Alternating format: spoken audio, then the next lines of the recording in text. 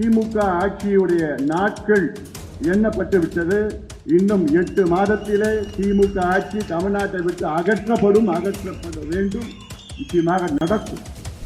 காரணம் இங்கே ஆட்சியே நடக்கல. முதலமைச்சர் அவர்களுக்கு என்ன நடக்குதுன்னு தெரியல. சூழ்ச்சிகள் செய்து நம்மை போன்ற கட்சிகளை குழப்பம் செய்து அதை எப்படியாவது பலவீனப்படுத்த வேண்டும் என்ற நோக்கத்தில் திமுக முயற்சி செய்து கொண்டிருக்கிறது. தமிழ்நாட்டில் வன்னியர்களுக்கு உள்ஒதுக்கீடு கொடுக்க தடை இல்லைன்னு சொல்லிவிட்டாங்க. தரவுகளை சேகரித்து கொடுங்கன்னு சொல்லிட்டாங்க. அந்த தரவுகள் என்ன அமெரிக்காவில் இருக்குது, இல்ல சைனாவில் இருக்கா? தமிழ்நாட்டில் உங்க கம்ப்யூட்டர்ல தான் இருக்குது. ஒரு டெக்னா கம்ப்யூட்டர்ல ஒரே நாளில் அந்த டேட்டா எடுக்க முடியும். யார் எதிரி? திமுக எதிரி. திமுக விமர்சனம் பண்ணுங்க, திமுகவை எதிருங்க. ஏன்னா நமக்கு துரோகம் பண்ணது திமுக. நமக்குள்ளே பிரச்சனை வேண்டாம், நமக்குள்ளே சர்ச்சை வேண்டாம், நமக்குள்ளே பதிவுகள் வேண்டாம். என் கட்சிக்கும் என்னுடைய சமுதாயத்துக்கும் நான் துரோகம் பண்ணனா அதுதான் என் வாழ்நாளில் கடைசி நாளாக இருக்கும். Periyar Maniammai Institute of Science and Technology, Tanjavur. Aerospace Engineering with specialization in unmanned aerial vehicle. என் உயிரினும் மேலான அன்பு பாட்டாளி சொந்தங்களே, உங்கள் அனைவருக்கும் அன்புமணி ராமதாசின் பணிவான வணக்கங்கள். உங்களை இன்று பார்ப்பதில் எனக்கு மிக்க மிக்க மகிழ்ச்சி. சிறப்பாக இந்த பொதுக்குழு நடைபெற்றுக் கொண்டிருக்கிறது. இந்த பொதுக்குழுவில் பல தீர்மானங்கள், இந்த மாவட்டத்தை சார்ந்த தீர்மானங்களை நிறைவேற்றியிருக்கின்றோம். முக்கியமான தீர்மானங்கள் பல முறை நாம் நிறைவேற்றிருக்கின்றோம். ஆனால் இன்று வரை அதற்கு தீர்வு வரவில்லை. காரணம், இங்கே தமிழகத்தில் ஆட்சி செய்து கொண்டிருப்ப திமுக ஆட்சி ஒரு கொடுங்கோல் ஆட்சி, மக்கள் விரோத ஆட்சி, சாராய ஆட்சி, ஊழல் ஆட்சி. இந்த ஆட்சி அகற்றப்பட வேண்டும். அதற்கு நேரம் வந்துவிட்டது. நேற்று திருவள்ளூரில் நான் ஒருங்கிணைந்த மாவட்ட பொதுக்குழுவில் அன்று நான் நேற்று பேசிய பேச்சு, திமுக ஆட்சியுடைய நாட்கள் எண்ணப்பட்டு விட்டது. இன்னும் 8 மாதத்திலே திமுக ஆட்சி தமிழ்நாட்டை விட்டு அகற்றப்பட வேண்டும். நிச்சயமாக நடக்கும். அதற்கு பல காரணங்கள் இருக்கிறது. இந்த ஆட்சியில தமிழ்நாட்டில் உள்ள அனைத்து தரப்பு மக்கள் பாதிக்கப்பட்டிருக்கின்றார்கள். அனைத்து தரப்பு என்றால் அனைத்து சமுதாயங்கள் மட்டுமல்ல, குழந்தைகள், இளைஞர்கள், மாணவர்கள், பெரியோர்கள், பெண்கள், இளம்பெண்கள், முதியோர்கள், விவசாயிகள், அரசு ஊழியர்கள், நெசவாளர்கள், மீனவர்கள், மாணவர்கள், மருத்துவர்கள் போன்ற அனைத்து நிலை மக்கள் இன்று பாதிக்கப்பட்டிருக்கிறார்கள். காரணம், இங்கே ஆட்சியே நடக்கல. முதலமைச்சர் அவர்களுக்கு என்ன நடக்குதுன்னு தெரியல. அதையெல்லாம் மூடி மறைப்பதற்காக சூழ்ச்சிகள் செய்து நம்மை போன்ற கட்சிகளை குழப்பம் செய்து அதை எப்படியாவது பலவீனப்படுத்த வேண்டும் என்ற நோக்கத்தில் திமுக முயற்சி செய்து கொண்டிருக்கிறது. அந்த முயற்சி நிச்சயமாக வீணாக அவர்கள் வெற்றி பெற முடியாது. நிச்சயமாக வெற்றி பெற முடியாது. அதுல சமீபத்தில் நம்ம மிகப்பெரிய ஒரு மாநாட்டை நடத்தினோம். உலகமே நம்மை வியந்து பார்த்தது. 12 ஆண்டுகளுக்கு பிறகு நாம் நடத்தினோம். தமிழ்நாட்டில் உள்ள அனைத்து கட்சிகளும் வாயை பிளந்து என்று பார்த்தார்கள். அதில் அதிகமாக வயிற்றெரிச்சல் திமுகவுக்கு.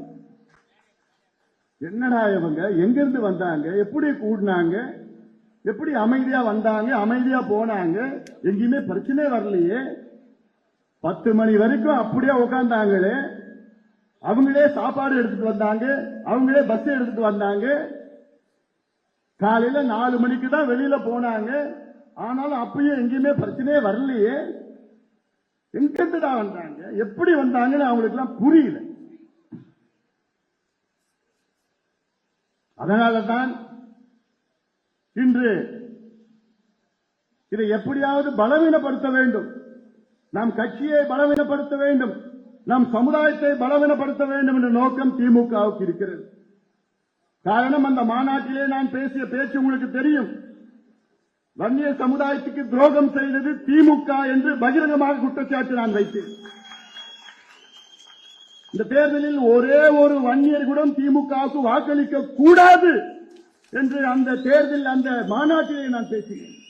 காரணம், இந்த சமுதாயத்திற்கு திமுக செய்த மிகப்பெரிய துரோகம் அது. 4 மாதம் நம்ப வைத்து கழுத்தறுத்து விட்டது திமுக. சமுதாயத்தையும் ஐயாவையும் இந்த சமுதாயத்தையும் இந்த கட்சியும் நம்ப வைத்து 4 ஆண்டுகள், 4 மாதம் 4 ஆண்டுகள், 4 ஆண்டு காலம் நம்ப வைத்து நான் இந்த சமுதாயத்துக்கு இடஒதுக்கீடு தருகிறேன் தருகிறேன் தருகிறேன் என்று எத்தனை முறை சட்டமன்றத்துக்கு உள்ளேயும் போய் சொல்றார், வெளியிலையும் போய் எத்தனையோ முறை சந்தித்தோம். அப்போ ஒவ்வொரு முறையும் ஐயாவையும் என்னையும் பார்த்து நிச்சயமாக நான் செய்கிறேன் செய்கிறேன் செய்கிறேன். ஏன் உங்களால செய்ய முடியல? யார் தடுக்கிறா? உங்களுக்கு அதிகாரம் நீங்க தானே வச்சிருக்கீங்க. முதலமைச்சர் அதிகாரம் நீங்க வச்சிருக்கீங்க. எல்லா அதிகாரமும் உங்ககிட்ட இருக்கு. பேக்வர்ட் கிளாஸ் கமிஷன் அந்த அதிகாரமும் உங்ககிட்ட இருக்கு.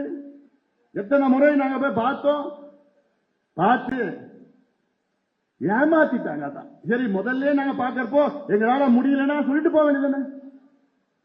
நாங்க வேற விதத்துல போராட்டம் அதை பண்ணிட்டு இருப்போமே. ஆனா நான் செய்யறேன், கொடுக்கிறோம் நம்ப வச்சு உச்சநீதிமன்றம் தீர்ப்பு கொடுத்து என்ன கொடுத்தாங்க? தமிழ்நாட்டில் வன்னியர்களுக்கு உள்ஒதுக்கீடு கொடுக்க தடை இல்லைன்னு சொல்லிவிட்டாங்க. தரவுகளை சேகரித்து கொடுங்கன்னு சொல்லிட்டாங்க. அந்த தரவுகள் என்ன அமெரிக்காவில் இருக்குது, இல்ல சைனாவில் இருக்கா? தமிழ்நாட்டில் உங்க கம்ப்யூட்டர்ல தான் இருக்குது. ஒரு தக்னா கம்ப்யூட்டர்ல ஒரே நாள்ல அந்த டேட்டா எடுக்க முடியும். அந்த டேட்டா எடுத்து நியாயப்படுத்தி நீங்க இடஒதுக்கீடு கொடுத்துட்டு போகலாம். நாங்க கேட்கறது வன்னியர்கள் மட்டுமா கேட்கிறோம்? வன்னியர்கள் போன்று எத்தனையோ சமுதாயங்கள் இருக்கின்றார்கள். அவர்களுக்கு எல்லாத்துக்கும் சேர்த்து கொடுங்க. பட்டியலின மக்களுக்கும் இன்னும் கூடுதலா 2 விழுக்காடு கொடுங்க. எங்க மாநாட்டிலே நாங்க தீர்மானமா போட்டோம்ல, இந்த மாநாட்டில் சாதிவாரி கணக்கெடுப்பு நடத்தணும்னு சொன்னோம்ல, பண்ணி செய்து அதை கேட்ப மக்கள் தொகை அடிப்படை மற்றும் சமூக பின்தங்கிய நிலை, பாப்புலேஷன் சோசியல் பேக்வர்ட்னஸ் ரெண்டுமே எக்ஸ்ட்ராபுலேட் பண்ணி இணைத்து இடஒதுக்கீடு எல்லாத்தையும் கொடுங்க கேட்டோம். இல்ல, ஏமாத்திட்டாங்க. இப்போ இந்த மாநாட்ட கூட்டம் பார்த்துட்டு ஸ்டாலின் அவர்களுக்கு பயம் வந்துடுச்சு. தமிழ்நாட்டில் அடுத்த வருகின்ற தேர்தலில் ஒட்டுமொத்த வன்னிய சமுதாயம் திமுகவுக்கு ஓட்டு போட மாட்டாங்கன்னு முடிவாயிடுச்சு. அந்த பயம் ஸ்டாலின் அவர்களுக்கும் திமுக வந்துடுச்சு. இப்போ வந்த பிறகு என்ன இப்ப பண்ணிட்டு இருக்காங்கன்னா, நம்ம கட்சியை பலவீனப்படுத்துவதற்கு சூழ்ச்சிகள் நடந்து கொண்டிருக்கிறது. இதை நீங்கள் புரிந்து கொள்ள வேண்டும். இதை நீங்கள் புரிந்து கொள்ள வேண்டும். இதை நடக்கிற குழப்பத்திற்கு ஐயாவோ நானோ அது யாருமே இல்லை. இதற்கு யார் வில்லன்னா திமுக தான் வில்லன். நம்மள போட்டு தப்பான செய்தி, தவறான செய்தி, இவங்க இங்க பண்ணிட்டாங்க, அப்படி வாங்கிட்டாங்க, அப்படி பண்ணிட்டாங்க, இப்படி பண்ணிட்டாங்கன்னு இவங்க சமூக ஊடகத்தில் வச்சுக்கிட்டு நேரடியாக இப்படி செய்தி அவங்களுக்கு வேண்டியவங்க தொலைக்காட்சியில் அவ்வளவு பேர் இருக்கிறாங்க. தினம் இது போன்ற விவாதங்கள் நடந்துட்டு இருக்கு. அதுல என்ன பண்ணிட்டாங்க? நம்ம கட்சியிலையும் சில சூழ்ச்சியாளர்கள் இருக்கின்றார்கள். அது யார் யாருன்னு கொஞ்சம் நாள்ல தெரிய போது நானும் சொல்றேன், பொறுமையா இருக்கு. அவங்க மூலமாக குழப்பங்கள் ஏற்படுத்துகின்ற ஒரு சூழல். திமுகவால நேரடியாக களத்தில் அவங்களால நம்மளை சந்திக்க முடியாது. அந்த தைரியம் திமுகவுக்கு இல்ல. எப்படியாவது திமுக அடுத்த ஆண்டு ஆட்சிக்கு வந்துடணும். அதற்கு எந்தெந்த கட்சி எதிரில் யார் யார் இருக்காங்களோ எப்படியாவது உடைக்கணும், பிளவணும், குழப்பம் பண்ணணும், அந்த எண்ணத்துல தான் இப்ப நடவடிக்கையில இறங்கி இருக்கிறாங்க. இது வெற்றி பெறாது, இது வெற்றி பெறாது. இது எல்லாம் உடைத்து எறிவோம். நான் விட போறது கிடையாது. என் மேல விமர்சனம் மகேஷ் குமார் பேசினான் பாரு, ஆரம்பத்தில் என்னமோ பேச வந்தாப்புல நான் தான் வேண்டான்னு சொல்லிட்டேன். இப்படி விமர்சனம், நான் என்னமோ காசு வாங்கிட்டேன், நான் அது வாங்கிட்டேன், இது வாங்கிட்டேன். என் கட்சிக்கும் என்னுடைய சமுதாயத்துக்கும் நான் துரோகம் பண்ணனா அதுதான் என் வாழ்நாளில் கடைசி நாளாக இருக்கும்.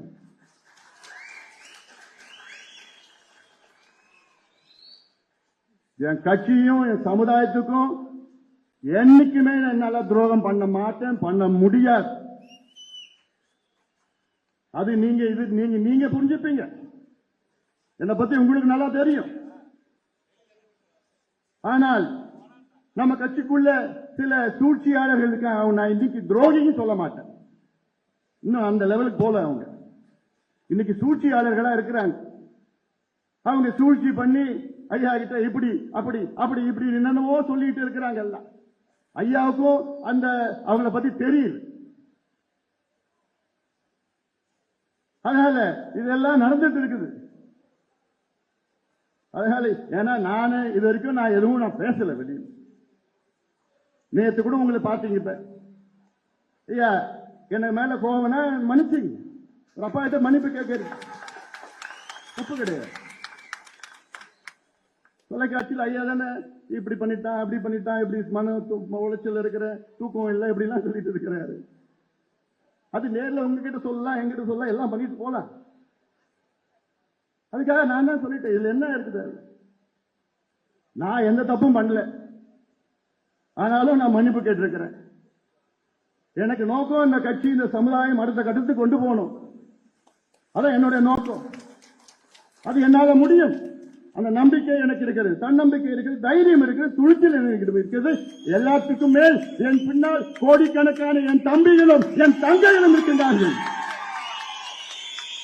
என்னை நம்பி இருக்கின்றார்கள். அவர் நம்பிக்கைக்கு என்னைக்குமே நான் தொட போக மாட்டேன். எனக்கு தெரியும். எவ்வளவு பார்த்துட்டேன் நான். இந்தியாவையே நான் அமைச்சரா 5 ஆண்டு காலம் பார்த்த தமிழ்நாடு என்ன இருக்கு? இந்த மாநாட்டை 45 நாளில் இந்த மாநாட்டை நடத்தியவன் நான். இந்த தேர்தல் என்னால பார்க்க முடியாதா? இந்த கட்சியை வழி நடத்த முடியாதா? அடுத்த கட்டத்துக்கு கொண்டு போக முடியாதா? தமிழ்நாட்டுக்கு ஆட்சிக்கு வர முடியாதா? உறுதியா முடியும், உறுதியா முடியும். நம்பிக்கை, தைரியம், துணிச்சல், செயல் திட்டம், திட்டங்கள் எல்லாம் நம்மிடம் இருக்கிறது. தமிழ்நாட்டில் எந்த கட்சிக்கா இருக்கு இதெல்லாம்? அதனால இதெல்லாம் நீங்க உங்க மனசுல இதெல்லாம் நான் நீதான் ஆரம்பிச்சு விட்டேன். ஏதோ வந்தனா நான் சரி பொதுக்குழு பேசலான்னு பண்ண ஆரம்பிச்சு விட்டேன். ஏன்னா அமைதியா இருப்பது என்னுடைய பலம், என்னுடைய பலவீனம் கிடையாது. என்னுடைய பலம். இன்னைக்கு நான் அமைதியா தான் இருக்கிறேன். நம்ம யார எதிர்க்கணும், யார விமர்சனம் பண்ணணும், யார் நமக்கு எதிரி? யார் எதிரி? திமுக எதிரி. திமுக விமர்சனம் பண்ணுங்க, திமுக எதிருங்க. ஏன்னா நமக்கு துரோகம் பண்ணது திமுக. நமக்குள்ளே பிரச்சனை வேண்டாம், நமக்குள்ளே சர்ச்சை வேண்டாம், நமக்குள்ளே பதிவுகள் வேண்டாம். நம்ம எல்லாம் ஒரே குடும்பமா இருக்கிறோம். நம்ம எல்லாம் அண்ணன் தம்பிகளா இருக்கிறோம், மாமா மச்சானா இருக்கிறோம், எல்லாமே ஒரே குடும்பம். நமக்குள்ள யாரும் எந்த விமர்சனம் தேவையில்லை. சூழ்ச்சியால நம்ம எதிர்க்கிறான், களத்தில் அவனால நிக்க முடியாது. அவ்வளோ பெரிய கூட்டம், அவ்வளோ கூட்டம் வந்தது. எப்படி வந்தாங்க? பாசத்துல வந்தாங்க. பாசத்துல வந்தாங்கய்யா, ரத்த பாசத்துல வந்தாங்கய்யா. இது திமுக முடியுமா? இல்ல வேற எந்த கட்சியால முடியுமா? தமிழ்நாட்டில் ஒரே மாதம் வாங்கடா என் தம்பிகளா, என் தங்கைகளா, என் அண்ணன்மார்கள், அக்காமார்கள், தாய்மார்கள், வாங்க வாங்கன்னு ஒரு அழைப்பு. அத்தனை லட்சக்கணக்கான என் சொந்தக்காரங்க வந்து நிற்கிறாங்க. இது வேற யாருக்கு இந்த கொடுப்பினை இருக்கு? எனக்கு இருக்கு. இந்த கொடுப்பினை இருக்கு, எனக்கு இருக்கு. பார்த்து தான் பயந்து போய் அலறிட்டு இருக்கிறாங்க திமுக. ஏன்னா இன்னைக்கு திமுகன்னு போய் தெருவில் போய் சொல்லு, முறைச்சு பார்ப்போம், முறைச்சு பார்ப்போம், கோமா பார்க்கிறோம். என்னடா கட்சி, என்ன ஆட்சி நடத்திட்டு இருக்கு, என்ன நடக்குது? முதலமைச்சருக்கும் தெரியல, மற்றவங்களுக்கு யாருக்கும் என்ன நடக்குதுன்னு கூட தெரியல. நீ பார்த்தா நம்ம கட்சிக்காரர் பக்கத்துல சக்கரவர்த்தின்னு வழக்கறிஞர் அட்வொகேட் சுட்டுறாங்க, துப்பாக்கியால சுட்டு கொலை பண்றாங்க. எங்கிருந்து வந்து இந்த கலாச்சாரம்? இந்த கலாச்சாரத்தை நாம அமெரிக்காவில் பார்ப்போம், ஐரோப்பாவில் பார்ப்போம், வெளிநாட்டில் பார்த்துருக்கோம். திட்டமிட்டு வந்து என்னென்னமோ பார்த்து கரெக்டா போய் வீட்டு பக்கத்தில் போறப்பல சிசிடிவில பார்த்தா தெரியுது. நமக்கு முதல்ல பார்த்தா தெரியல. போஸ்ட்மார்ட்டம் ரிப்போர்ட் வந்ததான் பார்த்தா துப்பாக்கியில சுட்டு குண்டு உள்ள இருக்கு. எவ்வளவு மோசமானது இந்த கலாச்சாரம். யாரால வந்தது? யார் காரணம் அதுக்கு? முதலமைச்சர் மு க ஸ்டாலின் தான் காரணம். காவல்துறை அவருக்கு தான் இயங்கிட்டு இருக்கு. காவல்துறை ஏதோ இயங்கிட்டு இருக்கு, அவர் இயங்கல. உங்களால முடியலன்னா இந்த துறையை வேற யார்கிட்ட கொடுத்துட்டு போகல, நல்லா இந்த துறையை நடத்தவங்க கொடுத்துட்டு போங்க. உங்களால எந்த துறையும் இயங்க முடியல, ஏன்னா தெரியணுமே. யாரோ சொல்றாங்க செஞ்சிட்டு இருக்காரு, அவ்வளவுதான். ஆனா மக்கள் இன்னைக்கு தெளிவா இருக்கிறாங்க. மக்கள் தெளிவா இருக்கிறாங்க. இன்னும் மக்களை தெளிவுபடுத்ததான் வருகின்ற ஜூலை மாதம் 25ஆம் தேதி நான் ஒரு நடைபயணத்தை தொடங்க இருக்கின்றேன்.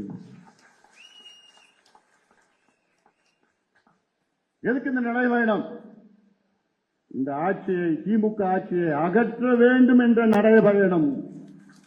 போதும், இவர்கள் ஆண்டது போதும், தமிழ்நாட்டை நாசப்படுத்தியது போதும். இனி இவர்கள் மறுபடியும் ஒரு பேச்சுக்கு சொல்ற வரமாட்டாங்க.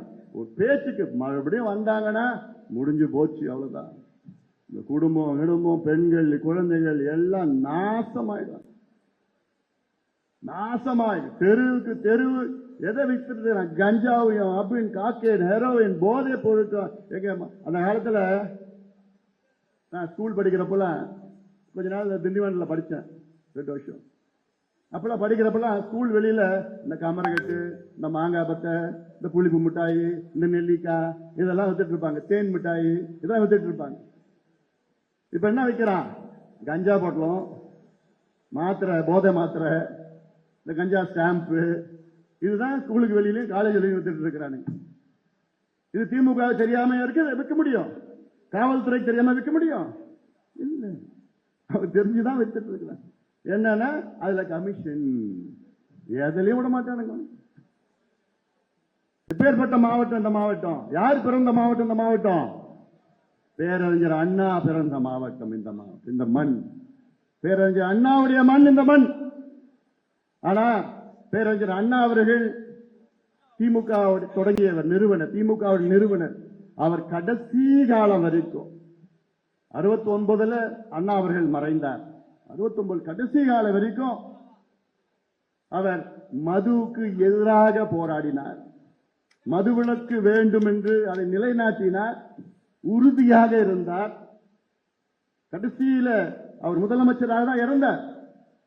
அப்ப கூட எவ்வளவு கேட்டாங்க அவர்கிட்ட, அண்ணா கிட்ட, எப்படியாவது வருமானம் இல்ல அரசுக்கு, அந்த மது விலக்கை உடைத்து மதுவை விற்க வேண்டும் என்று அதிகாரிகள், அவருடைய அமைச்சர்கள் எல்லாம் சொன்னப்போ நிச்சயமா முடியாது, மதுவை விற்பது அரசு விற்பது. அப்போ அவர் சொன்ன வார்த்தை, குஷ்டரோகி கையிலே வெண்ணெயை இருப்பது போன்று சொன்ன வார்த்தையெல்லாம் நம்மளால மறக்க முடியாது. ஆனா அப்படிப்பட்ட அண்ணா பிறந்த இந்த மண், இந்த மாவட்டத்தில் 6 மது ஆலைகளை நடத்தி கொண்டிருக்கிறது திமுக. வெட்கக்கேடியா? மானம் ஈனம் இருந்துன்னா எல்லாம் பண்ணுவீங்களா? வெட்கக்கேடு. 6 மது ஆலைகள் அண்ணா பிறந்த இந்த மண்ணிலே திமுக நடத்தி கொண்டிருக்கிறது, திமுக அரசு நடத்தி கொண்டிருக்கிறது. அந்த 6லே 5 திமுக ஆட்சிக்கு வந்து அதற்கு உரிமம் கொடுத்திருக்கின்றார்கள். எல்லாம் அடுத்து இந்த நடைபயணம் எல்லாத்தையும் புட்டு வைக்க போ நிறைய இருக்கு. இந்த நடைபயணம் ஜூலை மாதம் 25ஆம் தேதி தமிழக மக்கள் உரிமை மீட்பு பயணம். தமிழக மக்கள் உரிமை மீட்பு பயணம். தமிழக மக்களுடைய உரிமைகளை மீட்டெடுக்க வேண்டும். எல்லோரும் வாருங்கள். ஏன்னா நமக்கு எல்லா உரிமைகள் இருக்கிறது. அதுல நான் வெறும் 10 உரிமைகள் எடுத்திருக்கிறேன். 10 உரிமைகள். ஆனா இந்த 10 உரிமைகளும் எல்லாமே அடங்கிடுது. இந்த 10 உரிமைகள் அரசியல் சாசனம், கான்ஸ்டிடியூஷன் ஆஃப் இந்தியா, அதுல நமக்கு பல உரிமைகளை கொடுத்திருக்கிறது. அதுதான் இந்த உரிமைகள். இந்த உரிமைகள் நம்முடைய உரிமைகள். அதை நிலைநாட்டுவது, நிறைவேற்றுவது அரசினுடைய கடமை. ஆனா இந்த திமுக அரசு நிறைவேற்றிச்சா அதை பத்தி என்னன்னு தெரியாது. மக்களுக்கும் உரிமை தெரியல, திமுக அரசுக்கும் கடமை தெரியல. அவங்களுக்கு தெரிஞ்சதெல்லாம் கொள்ளடிக்கணும், காசு சம்பாதிக்கணும். காசு சம்பாதிச்சு தேர்தல் நேரத்தில் 500 1000 கொடுத்தா முடிஞ்சு போச்சு. தமிழக முதலமைச்சர் மு.க. ஸ்டாலின் அவர்கள், அவர் பேர் வச்சது கலைஞர் அவர்கள். இந்த பேர் வைக்கிறப்போ ரஷ்யா அப்போ இருக்கின்ற அதிபர் ஸ்டாலின் அவர் பேரு தான் நம்முடைய இருக்கிற முதலமைச்சருக்கு பேர் வச்சார். ரஷ்யாவில் உள்ள ஸ்டாலின் அவர்கள் அவர் ஆட்சி காலத்தில் ரஷ்யாவுடைய நாடாளுமன்றத்திற்கு ஒரு நாள் வந்தார். வந்தப்போ கையில ஒரு கோழி எடுத்து வந்தார். அந்த கோழியை எதுக்கு எடுத்து வந்தார்? எல்லாருக்கும் ஆச்சரியம். நாடாளுமன்றத்தில் என்னடா அது கோழி எடுத்து வந்திருக்கிறார். பிறகு அந்த கோழிய அந்த இறக ஒன்னு ஒன்னா பிச்சு எடுத்தார். ஒன்னு ஒன்னா பிச்சு எடுத்தார். எல்லாத்தையும் பார்த்து பிச்சு எடுத்துட்டு அந்த இறகு இல்லாத கோழி உயிரோட இருந்தது. அந்த கோழியை தரையில தூக்கி போட்டார். எல்லாருக்கும் என்னடா இது, கோழியை எடுத்து வராரு, இறக பிச்சு உயிரோட கோழியை தரையில போட்டுட்டார். பிறகு அவர் பாக்கெட்ல கொஞ்சம் தானியத்தை எடுத்து வந்தார். அந்த தானியத்தை கோழி பக்கத்துல போட்டாரு. அந்த கோழி அந்த தானியத்தை சாப்பிடுது. இறகில்லாத சாகிற நிலையில இருக்கிற அந்த கோழி, ஆனாலும் அப்போ அந்த தானியத்தை சாப்பிடுது. பிறகு வேற என்ன பண்ணாரு? அந்த தானியத்தை கொஞ்சம் கொஞ்சமா போட்டு அவரை நோக்கி போட்டார். அந்த தானியத்தை அந்த கோழி எப்படியோ துடிச்சு துடிச்சு அந்த தானியத்தை வந்து சாப்பிட்டு சாப்பிட்டு அவருக்கு கிட்டே வந்துடுச்சு. அப்ப சொன்னாரு, இதுதான் மக்களுடைய நிலை. மக்கள் எவ்வளவு மக்களை புழிஞ்சு எடுத்தாலும் கடைசியில தேர்தல் நேரத்திலேயோ கடைசியில ஏதாவது இந்த மக்களுக்கு கொடுத்தா எல்லாத்தையும் மறந்துடுவாங்க அப்படின்னு அந்த வார்த்தையை சொன்னார். தமிழ்நாட்டில் அதுதான் இப்பொழுது நடந்து கொண்டிருக்கிறது. மக்களை எவ்வளவோ புழிஞ்சு எடுத்துக் கொண்டிருக்கின்ற திமுக, மக்களை பற்றி கவலைப்படாத திமுக, பெண்களை பற்றி கவலைப்படாத திமுக, விவசாயிகளை கவலைப்படாத திமுக, நெசவாளர்களை பற்றி எந்த அக்கறை இல்லாத திமுக, அரசு ஊழியர்கள். நான் சொன்னேன் போன தேர்தலில் ஒட்டுமொத்தம் அரசு ஊழியர்களும் குடும்பம் குடும்பமா பாஞ்சி பாஞ்சி ஓட்டு போட்டாங்க திமுகவுக்கு. மீதி திமுக அவங்களுக்கு என்ன போட்டுச்சு? இப்போ பட்ட நாமத்தை போட்டு. இனி யாராவது அரசு ஊழியர் திமுக சார்பில் எங்கேயாவது தெருவில் ஓட்டு கேட்க முடியுமா? முடியாது, முடியாது. இன்னைக்கு பெண்கள் திமுக சார்பில் எங்கேயாவது ஓட்டு கேட்க முடியுமா? பெண்களுக்கு பாதுகாப்பு இருக்கா? யாராவது பெண்கள் சாலையில தனியாக போய் நடந்து போக முடியுதா? இப்போ ஒரு பக்கம் சாராயத்தை கொடுத்துட்டாங்க, மறுபக்கம் போதை பழக்கம். எங்க பார்த்தாலும் போதை போதை. ஆயா, அண்ணா யூனிவர்சிட்டியில படிக்கிற பெண்களுக்கே பாதுகாப்பு இல்லை. உங்களுக்கு எல்லாம் நீங்க எந்த நிலையில? சென்னையில் உள்ள அண்ணா யூனிவர்சிட்டிக்குள்ள பெண்களுக்கு பாதுகாப்பு இல்லை. நீங்களாம் எந்த மூலைக்கு எந்த நிலையில? நீங்களாம் அதனால பெண்களுக்கு பாதுகாப்பு இல்லாத பெண்கள் விரோத ஆட்சி இங்கே தமிழ்நாட்டில் நடந்து கொண்டிருக்கிறது. விரோத ஆட்சி. மாணவர்களோ இளைஞர்களும் கவலை இல்லை. அதுதான் தமிழ்நாட்டு பெண்களுக்கு நான் சொல்ல வர்றது என்னன்னா, இந்த 1000 ரூபாய் கொடுக்கறாங்கல்ல, 1000 ரூபாய் கொடுத்துட்டாங்க. அந்த உதவி தொகை 1000 ரூபாய். அப்போ நீங்க ரஷ்ய அதிபர் ஸ்டாலின் அவர்கள் நினைச்சுக்கங்க. ஸ்டாலினையும் அந்த கோழி எப்படி பிச்சு போட்டாரு நினைச்சுக்கங்க. இதுதான் உங்களுக்கு தமிழ்நாட்டில் உள்ள பெண்களுக்கு ஒரு கதை. இது பாடம், உங்களுடைய வாழ்க்கை பாடம். அது திமுக அரசு கொடுக்கிறது 1000 ரூபாய் இந்த கையில வாங்கி இந்த கையில எங்க போகுது? டாஸ்மாக் கடைக்கு போகுது. டாஸ்மாக் கடையில் வர பணம் யார்கிட்ட போகுது? நம்ம தமிழ்நாட்டுக்கு, தமிழ்நாட்டு ஆளுங்கட்சிக்கு போகுது. இது நான் மட்டும் சொல்லல. சமீபத்தில் என்போர்ஸ்மெண்ட் டைரக்டரேட், அமலாக்கத்துறை ஒரு ரேட் பண்ணாங்க, விசாரணை பண்ணாங்க. அதுல பார்த்தா சும்மா லேசா ஒரு சின்ன கீறல் பண்ணாங்க. அதுல டாஸ்மார்க்ல சின்ன கீறல். அந்த கீரல் எவ்வளவு கண்டுபிடிச்சாங்க? 1000 கோடி. சின்ன கீரல். அது இன்னும் பெருசாக்கி பள்ளம் தோண்டினாங்கன்னா வச்சுக்கீங்களா 40,000 கோடி 50,000 கோடி. அதே போன்று மணல் கொள்ளை பாலாறு இங்க போகுது, பக்கத்துல தான் போகுது. இந்த பாலாத்தை பற்றி யாராவது இவ்வளவு காலமா கவலைப்பட்டாங்களா? யாருமா கவலைப்பட்டாரு? பாலாத்துல ஐயா கவலைப்பட்டாரு, இந்த அன்புமணி கவலைப்பட்டாரு, பாட்டாளி முடிச்சு கவலைப்பட்டது. இதை தவிர அவர் எந்த கட்சியாவது இந்த பாலாத்தை எப்படி காப்பாற்றணும், பாலாற்றை காப்போம், பாலாற்றை காப்போம் எப்படி யாராவது கவலைப்பட்டாங்களா? ஐயா அப்போ நடைபயணம் சைக்கிள் பேரணி பண்ணார், பாலாற்றை காப்போம். பாலாஜால இருந்து வாணியம்பாடி 3 நாள் சைக்கிள்ல போனார், ஐயா போனார்.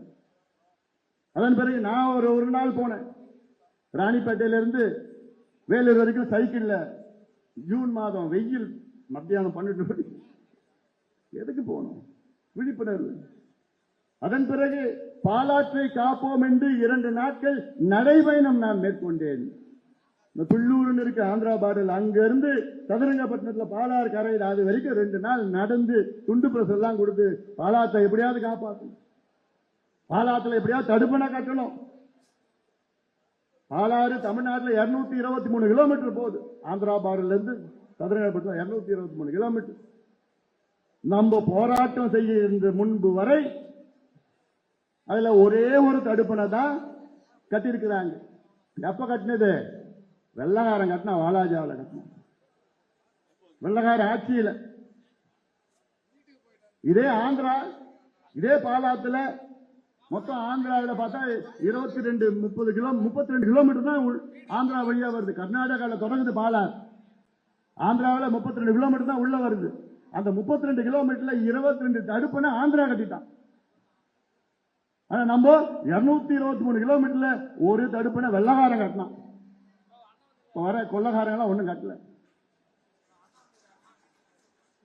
ஏன் கட்டல? மணல் கொள்ளடிக்க முடியாது. தடுப்பணை கட்டிட்டா மணல கொள்ளடிக்க முடியாது. எவ்வளவு பாவம், படுபாவம் இது, படுபாவம். ஆனா நம்ம போராட்டம் பண்ணி இன்னைக்கு 3 தடுப்பணை கட்டி இருக்கிறாங்க. யாருனால? பாட்டாளி மக்கள் கட்சியினால 3 தடுப்பணை பாலாத்துல கட்சி இருக்கு. வேற யாருமே காரணம். அவங்க சொல்லிக்கலாம், நாங்க தான் கட்டணும். ஏன் 67 இருந்து ஆட்சி பண்றீங்களே, அப்ப கட்ட வேண்டியதானையா? நாங்க வந்து போராட்டம் பண்ணி, நடைபயணம் பண்ணி, சைக்கிள் பயணம் பண்ணி, போராட்டம் பண்ணி, அதுக்கப்புறம் சொல்லிதான் அப்புறம் இப்ப கட்டியிருக்கீங்க. அங்க கருங்குழியில ஒரு தடுப்பணை இருக்குது. ஈசூர், மூத்தூர், வாயிலூர் அந்த பக்கம் இருக்கு. இன்னும் மூத்தூர், ஈசூர், மூத்தூர், அங்க ஒரு தடுப்பணை போராட்டம் பண்ணி அங்க கட்டிட்டாங்க. அந்த தடுப்பணை கட்டின பகுதியில் திமுக சார்ந்த ஒரு பஞ்சாயத்து தலைவர் இந்த மாநாடு, பன்னீர்சங்க மாநாடு முன்பு என்னுடைய அலுவலகத்தில் வந்து என்ன பார்த்தார். வேட்டி கட்டி தான் வந்தார். வந்து பார்த்துட்டு அந்த மாநாட்டுக்கு ஒரு 10,000 ரூபாய் நிதி கொடுத்தார். கொடுத்துட்டு அவர் சொன்னாரு, ஐயா எனக்கு அவரு ஊரு வந்து பாலாத்துல இருந்து 10 கிலோமீட்டர் தள்ளி உள்ள இருக்கு. அவர் சொன்னார், ஐயா எனக்கு 26 ஏக்கர் நிலம் இருக்கு. இவ்வளவு வருஷமா நான் அந்த 26 ஏக்கர்ல வெறும் 6 ஏக்கர் தான் என்னால விவசாயம் பண்ண முடிஞ்சது. கிணத்து விவசாயம், கிணத்து பாசனம். ஆனா என்னைக்கு இந்த தடுப்பணை கட்டினாங்களோ ஆண்டு முழுவதும் என் கிணத்துல முழுசா தண்ணி இருக்கு. 26 ஏக்கர்ல நான் இன்னைக்கு 22 ஏக்கர் நான் விவசாயம் பண்றேன். அவ்வளவு தண்ணி இறக்கியும் என் கிணத்துல 3/4 தண்ணி எப்பவுமே இருந்துட்டு இருக்கு. இதற்கு காரணம் நீங்க தாயான்னு வந்து என் காலை பிடிச்சு சொல்றாரு. ஐயா நீங்க தாயான்னு சொல்லிட்டு திமுகவில் ஒரு பஞ்சாயத்து ஊராட்சி மன்ற தலைவர், ஐயோ காலெல்லாம் விழாதீங்க, கடமையை தான் நாங்க பண்ணோம். இது ஒரு சாதாரண ஒரு உதாரணம். அப்போ ஒரு தடுப்பணை கட்டினா சுத்தி 10 கிலோமீட்டர் 20 கிலோமீட்டர் உள்ள கிணறு, போர், கீறு எல்லாம் அவ்வளோ நன்மை ஒரு மேலே ஏறிடுது. இதுதாயா வேணும், இதுதானே நாங்க கேட்கிறோம். இதுதான் நாங்க செய்யுவோம். எங்களுக்கு ஆட்சி அதிகாரம் இருந்ததுன்னா கையெழுத்து டக்கு டக்கு டக்கு டக்குன்னு பாலாத்திலையா ஒவ்வொரு 10 கிலோமீட்டரும் தடுப்பணை கட்டு, 23 தடுப்பணை டக்கு டக்கு டக்குன்னு கட்டிடுவோம். மழை காலத்துல மட்டும்தான் தண்ணி வருது. முன்னெல்லாம் ஒரு காலத்துல பால் போன்ற ஆறு 2 கரையை புரண்டு போவோம், பால் ஆறுன்னு வச்சாங்க. இப்ப ஆந்திராவில் கர்நாடகா தடுப்பணை கட்டிட்டான். இதெல்லாம் உங்களுக்கு சொல்லி இதெல்லாம் நீங்க செய்யணும். அதுக்காக தான் இப்போ இந்த நடைபயணம். இதுல 10 உரிமைகள். இந்த 10 உரிமைகள்ல முதல் உரிமை சமூக நீதிக்கான உரிமை, ரைட் டு சோசியல் ஜஸ்டிஸ். இதுல எல்லாமே அடங்கிடும். இதுல தமிழ்நாட்டில் 69 விழுக்காடு இடஒதுக்கீடு பாதுகாக்கப்படும். வன்னியர்களுக்கு உள்ஒதுக்கீடு, வன்னியர்கள் போன்ற மற்ற சமுதாயங்களுக்கு உள்ஒதுக்கீடு, பட்டியலின மக்களுக்கு 2 விழுக்காடு அதிகமாக கூடுதலாக ஒதுக்கீடு, எல்லாருக்கும் கல்வி, எல்லாருக்கும் வேலை வாய்ப்பு, இதெல்லாம் ரைட் டு சோசியல் ஜஸ்டிஸ். அடுத்தது வன்முறையில்லா வாழ்வுக்கான மகளிர் உரிமை, women's right to live free from violence.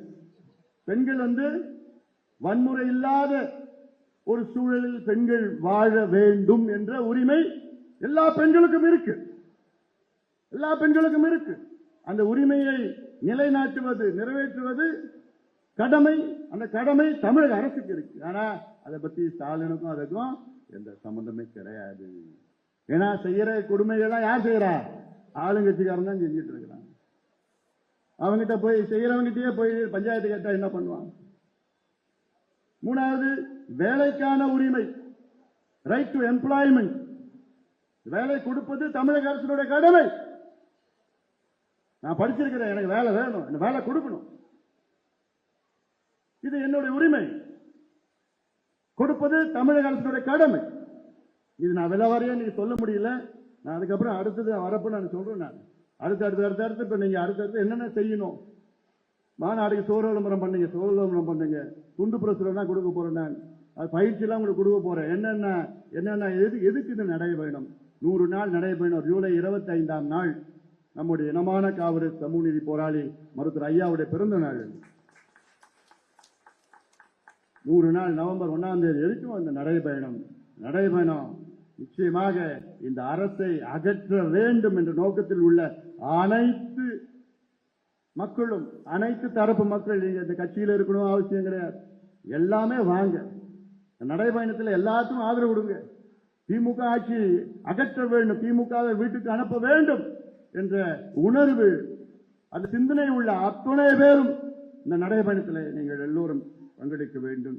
அடுத்தது வளர்ச்சிக்கான உரிமை, ரைட் டு டெவலப்மெண்ட். அடிப்படை சேவைக்கான உரிமை, ரைட் டு பப்ளிக் சர்வீசஸ். கல்வி நலவாழ்வுக்கான உரிமை, right to health and right to education. மது போதை பொருட்களால் பாதிக்கப்படாமல் இருக்கும் உரிமை, right to be free from alcohol and drug harm. நீடித்திருக்கும் நகர்ப்புற வளர்ச்சிக்கான உரிமை, right to sustainable urban development. ஆரோக்கியமான சுற்றுச்சூழலுக்கான உரிமை, ரைட் டு ஹெல்தி என்வாயர்மெண்ட்.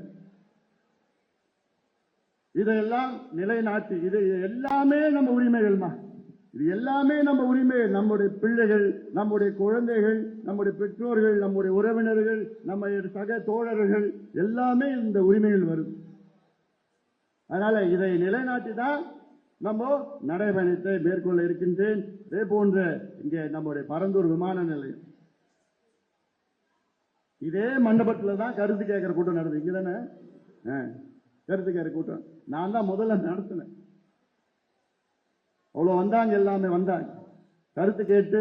பிறகு நம்முடைய சட்டமன்ற உறுப்பினர்கள் ஒரு குழுவாக அமைத்து அங்க இருக்கின்ற 11 கிராமத்திற்கும் அந்த சட்டமன்ற உறுப்பினர்கள்லாம் நம்முடைய ஹரி, மகேஷ், உமா எல்லாமே போனாங்க. நம்ம பொருளாதாரம் போனாங்க. அதில் போயிட்டு அங்கெல்லாம் பார்த்தாங்க. பார்த்துட்டு கேட்டுட்டு அதற்கப்புறம் அரசாங்கத்தை போய் பார்க்க வச்சோம்.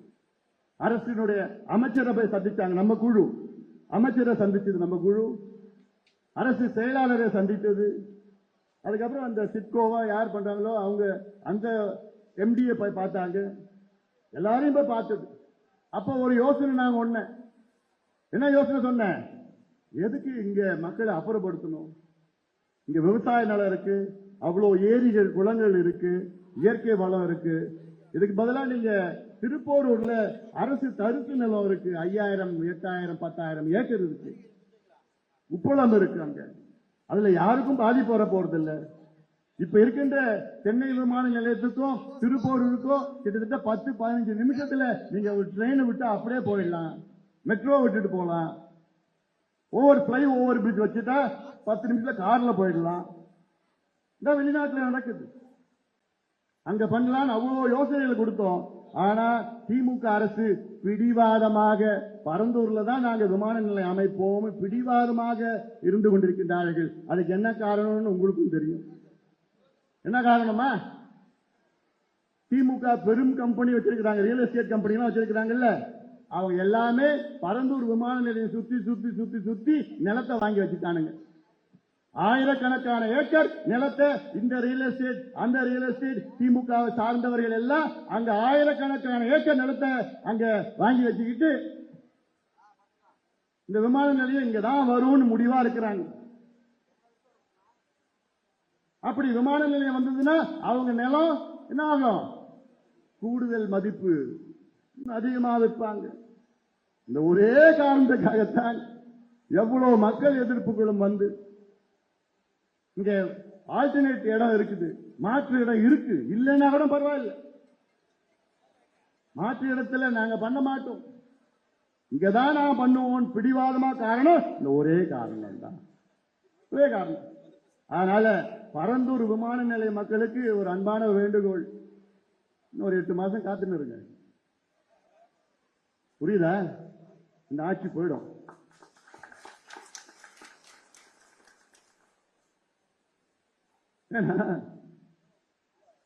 இது மக்கள் விரோத ஆட்சி.